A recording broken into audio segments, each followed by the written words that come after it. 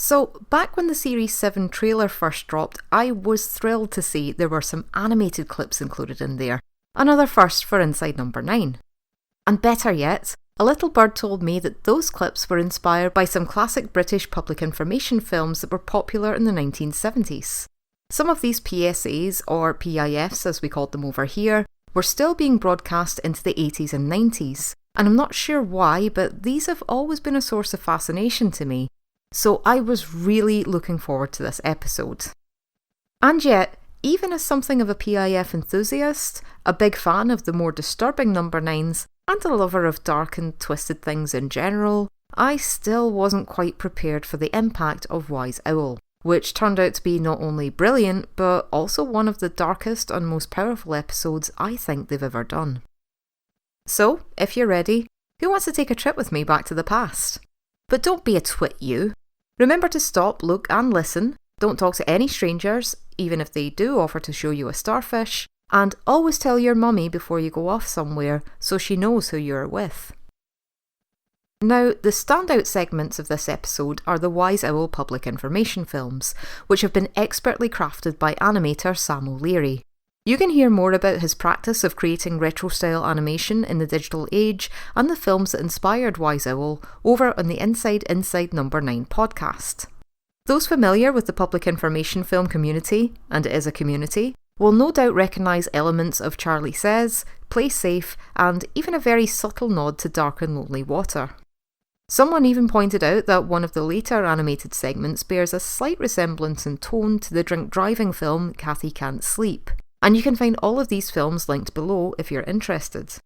This week's podcast also discusses some of the finer details of the animations, such as the decision to give the owl teeth, and that the girl's doll looks a bit like one of the Grady girls from The Shining with button eyes like in Coraline. So, loads of interesting details there. The Wise Owl films keep playing out in the mind of Ronnie, played, in live action, by Reece Shearsmith. Ronnie is an emotionally stunted man with a loose grip on reality. He keeps hearing the Wise Owl's catchphrase, sees feathers in random places, and he can't answer the door because he's not supposed to talk to strangers. Why he's fixated on these weird old cartoons is uncertain at first, but it seems that there might be some unresolved trauma being filtered through these unintentionally creepy children's safety videos. Gradually, we learn the details of Ronnie's harrowing past, as well as the horrors that he fears might be coming for him in the dark. This is yet another brilliant and complex performance from Reece Shearsmith, and the level of intensity he maintains could not have been easy. Also, I think many other actors would have struggled to get the balance just right with Ronnie's childlike mannerisms, so that the character didn't come off as laughable. So, great job there from Reece. Even the few bits of levity within the episode have a pitch black humour to them, which goes to some weird places even for a number 9. Among these are the unsettling, low-rent quality of the animations. Seriously, what's with the characters' mouths and tongues? Not to mention the tragic tale of Ferrari the rabbit. And that's why you don't feed chocolate buttons to your pets, children. If only there'd been a public information film to that effect. Anyway, Steve Pemberton brings some much-needed humour via the minor role of Mr. Blinken, and fans of crap taxidermy should also be in for a hoot. In fact, if you're at all interested in the world of taxidermy, crap or otherwise, then pay attention to this episode because you just might learn something. Before we get into spoilers, and trust me, we're going to have a lot to talk about this week, I'd just like to give an extra special mention to Wise Owl's director Louise Hooper for her brilliant work on both this episode and Mr. King. Hopefully we'll see her back at number 9 for series 8 and 9, which, just in case you didn't know, have now been confirmed.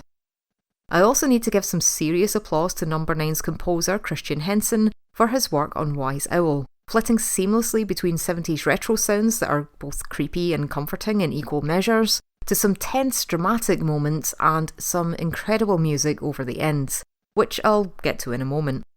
And once again, I can't praise Sam O'Leary's animation work highly enough. Those were perfectly done, both as authentic looking examples of public information films, and they also gave us some tremendous depth to the story and the characters in a very unique and abstract way. There's even a brilliant sequence that combines animation and live action. Roger Rabbit, eat your heart out. By the way, I've actually spoken to Sam O'Leary on Twitter, and it turns out that he's one of my subscribers, so there's every possibility that he's listening to this right now. So, if that's the case, great job, Sam. I'd give it a 9 out of 9. And I think I speak for everyone else when I say you should be very proud. Once again, just before we get to spoilers, I'd like to remind everyone who hasn't seen it yet that Wise Owl explores some extremely dark and disturbing themes. Please feel free to stop me here if you absolutely do not want spoilers of any kind, but I have to say that this episode includes themes of trauma, mental illness, the horrific death of a young child, and abuse, which does include the sexual abuse of children. While I feel that these themes were handled extremely well and were very much merited within the story, I think that some people might want to be prepared, especially if these are subjects that have affected them personally. So please keep that in mind whether you're watching it for the first time or recommending the episode to a friend.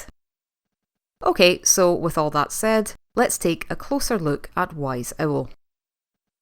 The first time I watched it, once we saw the reveal of Ronnie's burn scars, I thought that maybe I'd worked out the reason for his obsession with the Wise Owl character. It looked like the animation was showing Ronnie's memory of him and his sister playing with matches, which is depicted as another PIF, only this time there was no Wise Owl there to stop them.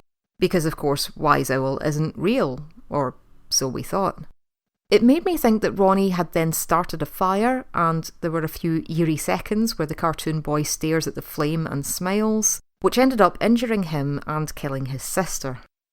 Since then, I thought Ronnie had been traumatised by the incident, and that's why he became obsessed with cartoons about children's safety, wishing that he'd paid more attention to those before that happened.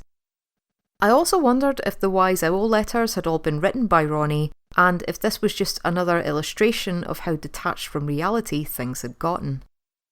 I had another thought that Ronnie might have been obsessed with the Wise Owl before Joanne's birthday, and that he deliberately started a fire and possibly did some other dangerous things because he thought that that would make his cartoon hero appear and come to their rescue. Maybe the scene with the bathtub and the radio earlier in the episode had even been a callback to that, I thought. Apparently there were some actual concerns raised back while the real public information films were being made, that young children might want to imitate the dangerous behaviour because they thought that the characters would come and save them. You can even see it in some of the old road safety PIFs, as they'd often end with the character, such as the Green Cross Codeman and Super Ted, reminding children to always stay safe because I won't be there when you cross the road. So I thought this episode might be a subversion of that idea, that Ronnie wanted to see the Wise Owl so badly that he would deliberately put himself in danger. Sounds crazy, but let's not forget, that was actually the plot of Twilight New Moon. Okay, so on to the Wise Owl character, and here's where we get into the dark stuff. The week before this episode aired, a good friend of mine reminded me that there was already a reference to the Wise Owl back in the old League of Gentlemen book from the early 2000s, which I still have. And he was right. The Wise Owl appears in 2 children's drawings submitted to Royston Vasey's Daffy Dads competition, where a 9-year-old girl has drawn her dad in an owl mask, creeping into her room and standing there naked. The text reads, "Wise Owl is always right, and I have lots of secrets with him. We do lots of things when he comes out at night." So, when that happened about halfway through this episode, I had the horrible realisation about what might have happened to Ronnie in the past and where this story might be going. So, Martin, if you're listening, cheers for that reminder, and I guess I owe you a pint. Apart from being a powerful horror scene in its own right, I don't mind telling you I slept with the light on that night, this was the moment that introduced a whole new layer to the story. What we're seeing is the impact of the abuse over 4 decades later, as Ronnie's memories have been repressed and rewritten, only the trauma hasn't gone away. This plot device, having the connection between the Wise Owl and Ronnie's dad, also made some interesting points on the nature of abuse, with the betrayal and hypocrisy that often goes with it. This was cleverly done using an owl, often seen as wise and benevolent beings in stories, when, in reality, these are predatory creatures that hunt at night. Don't get me wrong, I love owls, even after watching this episode, but that's an interesting duality. Ronnie's dad was supposed to be protecting him and Joanne from danger, but he turned out to be the biggest danger of them all. This also tapped into the misconception around how child abuse typically happens. On TV, the wise owl teaches children about stranger danger, scares off a stereotypical cartoon nonce, and tells kids to stay safe with their mummy and daddy. Now, if you grew up around the 80s or 90s, you probably saw cartoons just like this, or maybe you were warned about stranger danger in a school assembly. But what they didn't tell us, or what they maybe didn't know, was that child abuse was far more likely to take place at home by someone the child knew and trusted. And that is exactly what happened to poor Ronnie. Not only that, but his father, the voice of the family-friendly cartoon owl designed to keep children safe, let his own daughter die in a fire under his supervision before gaslighting his son into repressing the abuse and taking the blame for his sister's death. And later we hear him at the graveside in Ronnie's memory saying, "It should have been you." Now, I know number 9 has presented us with some absolute monsters in the past. See my disturbing episodes list for further details. But Wilf, played by Ron Cook, is perhaps the worst one of all. He molested his son, possibly his daughter too, we can't be sure, and his negligence allowed his children to be killed and injured in a house fire, all the while presenting himself as the hero for the sake of his own career. Wilf is a despicable person on so many levels, and yet there's a mundanity to this type of evil that makes it all the more shocking. Okay, so things got a bit heavy just there. I'd just like to add that for anyone who's struggling with this topic or has concerns relating to child abuse, I've linked a few charities in the description, so if you want to understand more or perhaps donate to a good cause, then that's an idea. And if this has affected your life in any way, then I am truly sorry that happened. All I can say is be kind to each other, and maybe you'll want some kind of palate cleanser after this. Once I'm done recording, I'll probably go for a walk or look at some puppies. Anyway, Wise Owl to me is a brilliant piece of television, maybe even one of their greatest episodes. But what makes it truly exceptional is the ending. Now, there were a few directions they could have gone and the episode would still have been great. Having Wilf stabbed to death in a big pile of feathers, or if Ronnie had gone one step further and taxidermied his father as a big monstrous owl creature, would have given us some striking imagery and an overall satisfying narrative. Wilf is punished, Joanne is avenged, and Ronnie defeats the monster that ruined his life. But this time, Inside Number 9 did something so much more powerful, hopeful, and, dare I say, even beautiful. You see, if Ronnie kills his father, then Ronnie becomes a murderer. Justified or not, that's what happens. He'd be going away again, probably forever, and even if he did try to tell the truth, then it's highly likely that no one would believe him. In the eyes of the world, Ronnie would always be that disturbed little boy that started a fire, killed his sister, and then went back home years later to kill again. He'd be the subject of some shocking headlines, and then the world would move on without him. Ronnie would be deemed a lost cause, a freak of nature, and a head case beyond any kind of help or redemption. And Wilf would have managed to take his own dark secrets to the grave. But instead, the writers of Number 9 gave Ronnie the courage to face his abuser, walk away, and tell the truth. He finally breaks the Wise Owl's spell over him, even after one last terrifying effort from his father as he adopts that chilling and commanding voice.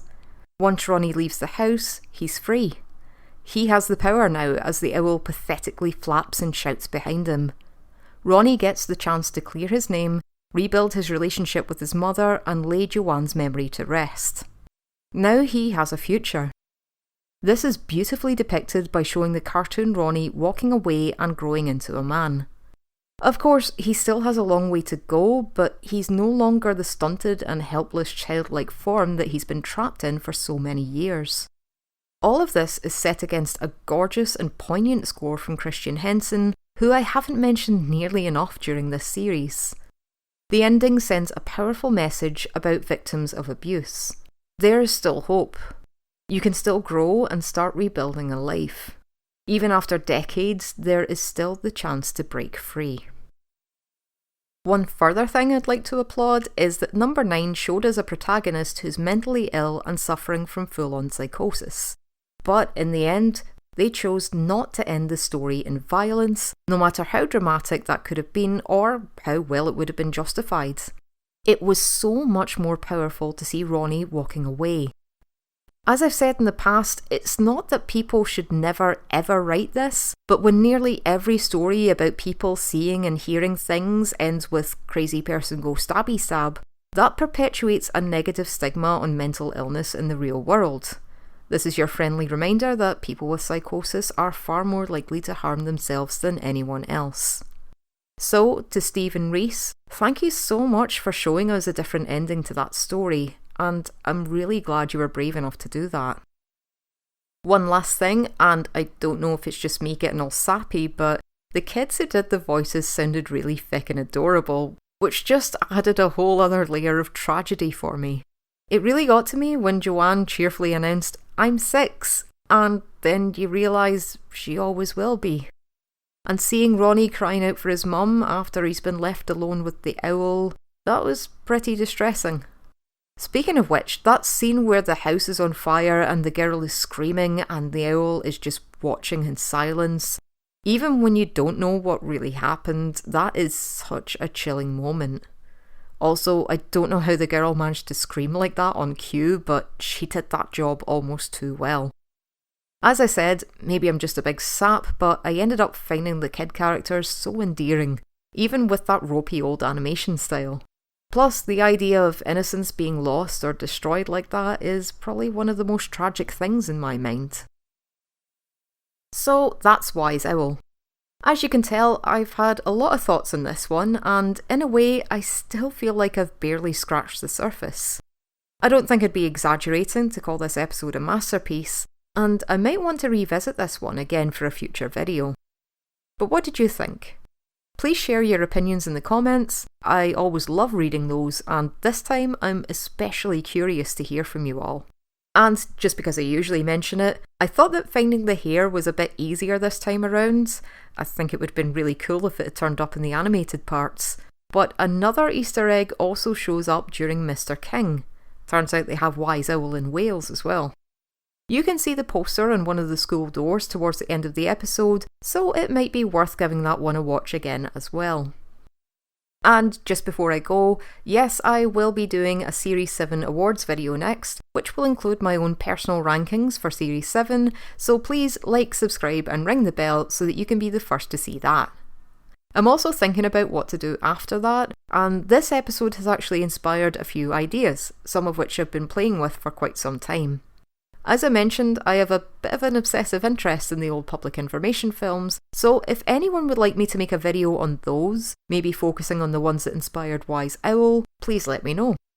I'd also thought of doing something on the horrors of nostalgia and the things I found creepy as a kid during the 80s and 90s, so again, if that's of interest, then give me a shout.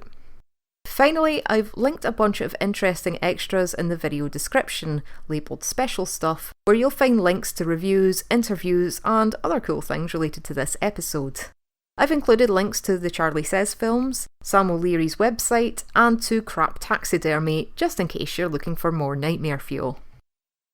Well, that's Series 7 finished, and what a series it's been. But it's not over yet, at least not for me. Come back next time to hear me talk about all my favourite moments, guest stars, performances, and which episodes I thought were the best in my Inside Number 9 Series 7 awards video, coming very soon. Till then, don't be a twit-you, play safe and always use the Green Cross code, because I won't be there when you cross the road. Thanks for listening, and goodbye.